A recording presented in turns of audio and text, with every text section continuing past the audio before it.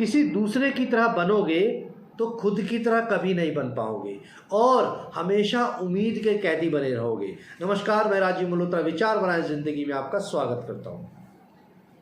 आपने बहुत लोगों ने ये सुना भी होगा और कई बार हम अपनी आम बोल चाल में बोल देते हैं, काश मैं उन जैसा बन पाता, काश मैं उसके जैसा चल पाता, काश मेरी पर्सनालिटी उसके जैसी होती, काश मैं उसके जैसा गा पाता, काश मैं उसके जैसा नाच पाती।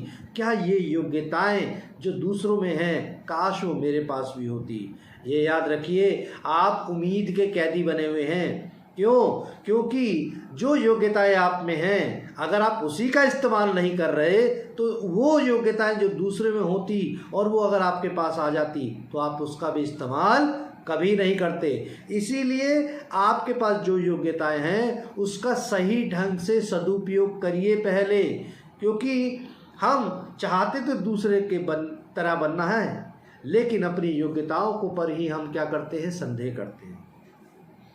हमारे में एक संदेह ये भी है, काश मैं रात को सोऊं और छत पर मेरे नोटों की जो गड्डी है वो गिर जाए, सोने की अशर्फियाँ गिर जाए, कोई पोटली सर पर आकर गिर जाए पैसों की। ये उम्मीद के कैदी हैं, मत बनिए। क्यों?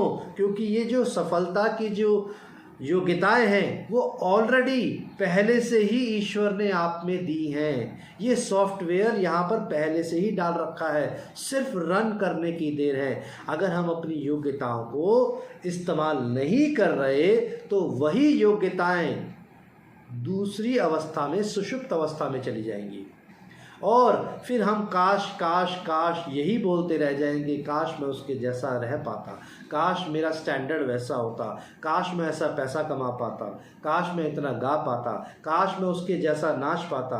तो ये योग्यताएं दूसरों की तरह मत बनिए।